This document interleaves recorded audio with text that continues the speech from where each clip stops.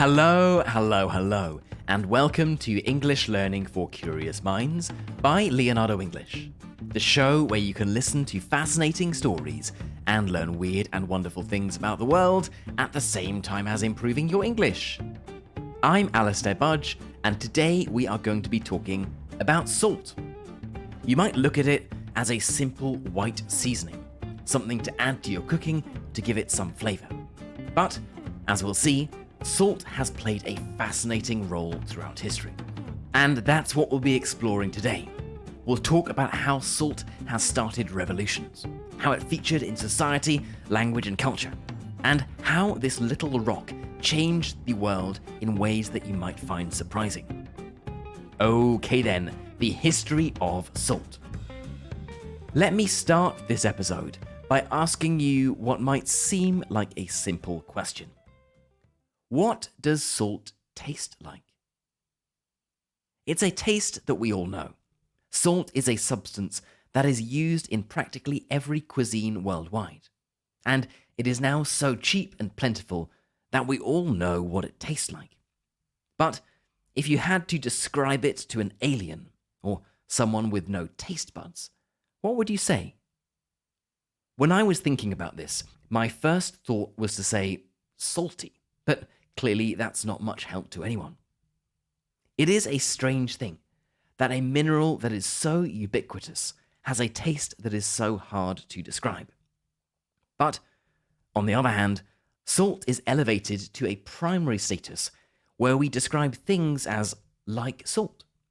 Salt has a taste, an instantly recognizable one at that, but it serves a greater purpose than adding its own salty flavor. It intensifies other flavors, bringing out the taste of other ingredients in a meal.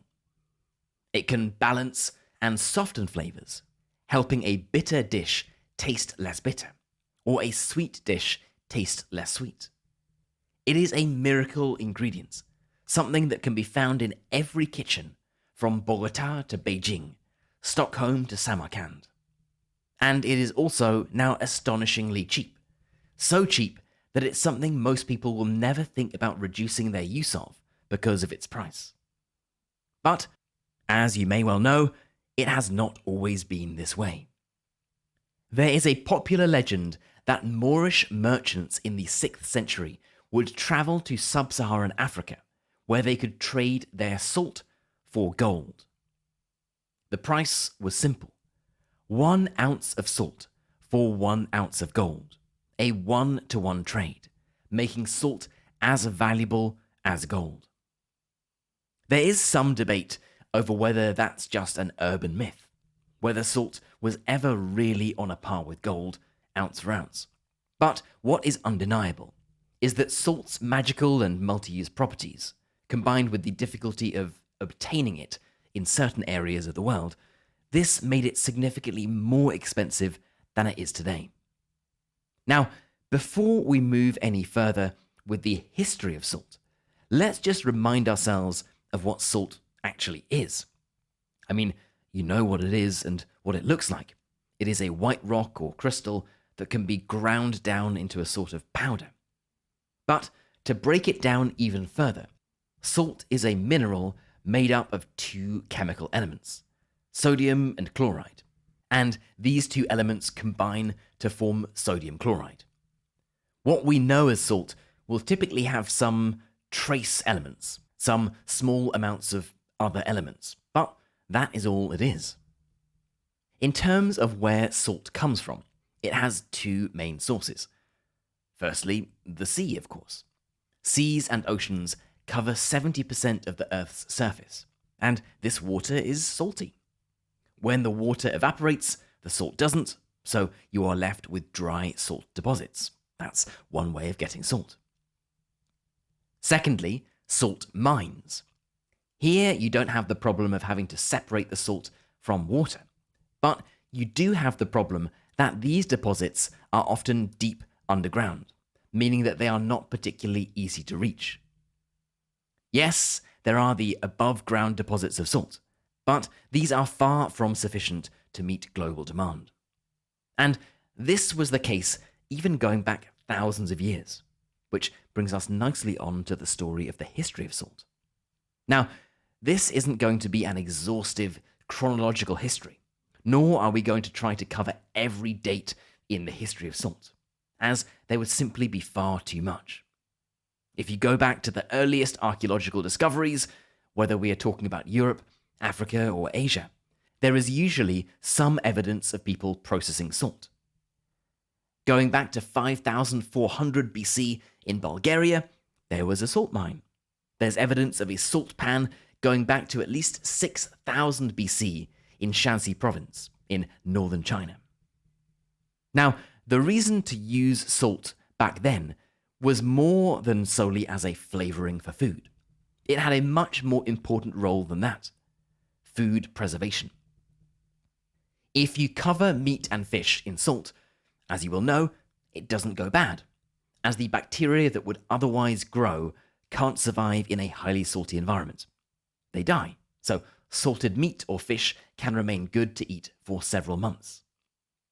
Clearly, this made salt an incredibly valuable tool for society, as it meant that you didn't have a window of only a few hours after catching or killing an animal before it went bad.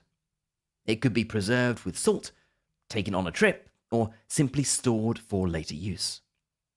But salt had another miraculous use.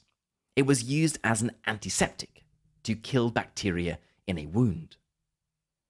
For Roman soldiers who had suffered an injury in battle, a large cut to the leg, let's say, salt could be applied directly onto the wound. It would sting, sure, it would be very painful, but the salt would kill the bacteria, preventing infection and helping the wound to heal. And we're not done quite yet. The uses of salt continue. We humans need salt in our diets to survive. Starting in the mid-20th century, there's been a bit of a backlash towards salt consumption, with doctors warning of the perils of a high salt diet. But there is one thing that's just as bad, or perhaps worse, than a high salt diet, and that's a no salt diet. Salt, in small amounts, around 500 milligrams per day, according to the Harvard School of Public Health, it is essential for human survival. Someone who found this out the hard way was Napoleon Bonaparte, as when his army was retreating from its ill-fated Russian campaign, it ran out of salt.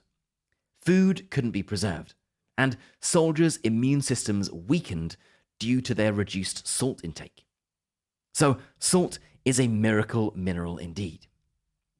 And, as you might imagine, practically from the start of human civilization, salt was in high demand.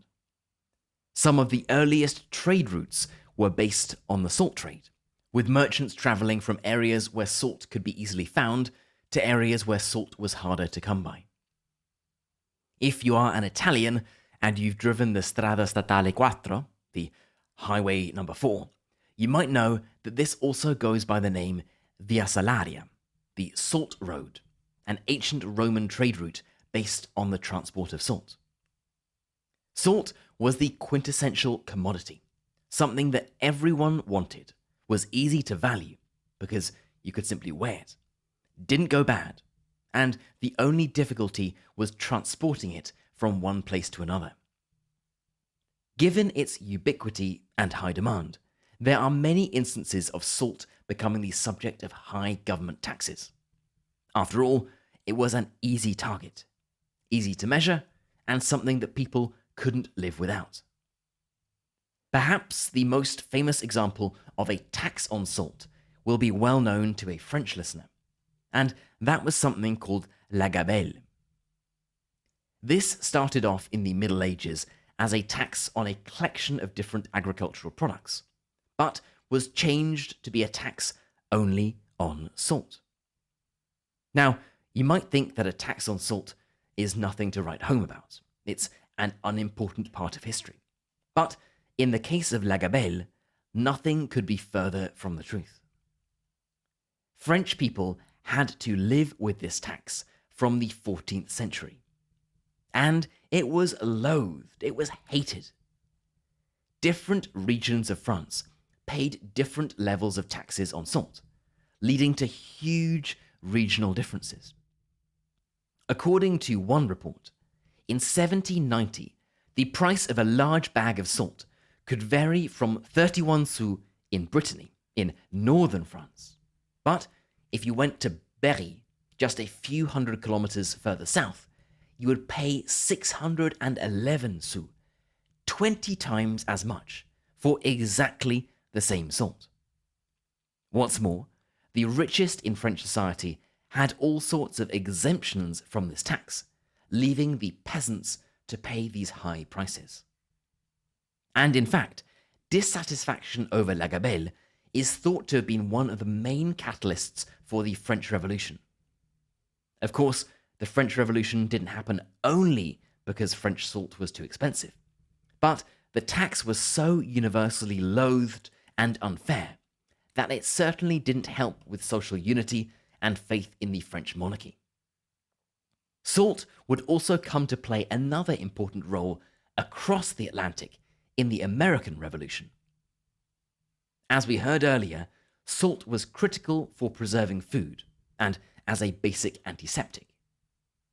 British forces tried to block off deliveries of salt to the American Revolutionary forces, knowing full well that this would be as damaging to the Americans as a heavy military defeat. The result of this was an increase in salt smuggling and an increase in domestic production. And of course, the Americans proved victorious in their revolution, thankfully not completely running out of salt. Now, as you can see, salt throughout history has been much more than a mere seasoning. It dictated trade routes, played an important medical function, was a large source of revenue for nations, and had a hand in revolutions. Given its role in so many elements of life and history, it has left a lasting mark on language too. So, given that this podcast is all about learning English, we are going to talk about some words and expressions related to salt in English. Several of these expressions might be exactly the same as in your language, but it is interesting to learn about them nonetheless. Salary is perhaps the best known word that comes from salt, and this comes from the Latin salarium, which was the allowance given to Roman soldiers to buy salt. Salad is a word that you might not have known comes from salt, but it does. It comes from the Latin word sal, meaning salt. And if you're wondering why the two are linked, it was because salad was eaten salted. Now, moving on to expressions that you might hear in English. The first is to say that someone is worth their salt. This means that someone is good at their job in a way that is expected. So you might say, any English teacher worth their salt would be able to explain the difference between it's with an apostrophe and it's without an apostrophe. And if you're wondering where this comes from, it's thought to come from ancient Rome, where salt could be a part of your salary. So if you weren't worth your salt, it meant you weren't good at your job. You weren't deserving of your salary. Our next expression is salt of the earth, which means someone who is a very kind and good person, someone trustworthy and honorable, and someone who does not try to pretend to be anything other than what they are. You might know the origin of this already, as it's an expression that exists in several other languages. But if you don't, it actually comes from the Bible. In Jesus' Sermon on the Mount, in the Gospel of Matthew, Jesus tells his disciples, "You are the salt of the earth." And you can use it in English in a completely non-religious way. You can refer to someone as salt of the earth, saying, "Oh, Jim, he's real salt of the earth," meaning that Jim is honest, trustworthy, and not proud. He is a good, humble man. And finally, our third expression is one that you might know, but it's a good one. And that is to take it, or take something, with a pinch of salt. Or in the US, it's more common to hear, take it with a grain of salt. A grain means a single piece of salt, and a pinch means a small amount. The two expressions mean the same thing. And if you take something with a pinch or a grain of salt, you do not take it seriously. So you might say to a colleague, the boss said that we would all be getting pay rises and extra holiday this year, but I take that with a grain of salt. In terms of where this expression comes from, its origins are slightly more murky and debated. But one theory has it going all the way back to Pliny the Elder in 77 AD, who translated a recipe for an antidote to poison, which included a small amount of salt. In any case, the original meaning has changed significantly, and you can find people in English-speaking countries using this expression in a decidedly non-medical setting. So there we have it, a brief salty history of one of, if not the most important mineral in the history of the world. So next time you sit down for dinner, take your first mouthful and think, this dish needs a little salt, and you reach for that little white container. Well, you'll know a little bit more about the history of the most precious rock in the world. Okay then, that is it for today's episode on salt. I hope it's been an interesting one and that you've learned something new. As always, I'd love to know what you thought about this episode. What words or expressions come from salt in your language? How would you describe salt? And here's a trickier one to think about. How would the world be different were there no salt? I would love to know, so let's get this discussion started. You can head right into our community forum, which is at community.leonardoenglish.com, and get chatting away to other curious minds. You've been listening to English Learning for Curious Minds by Leonardo English. I'm Alastair Budge, you stay safe, and I'll catch you in the next episode.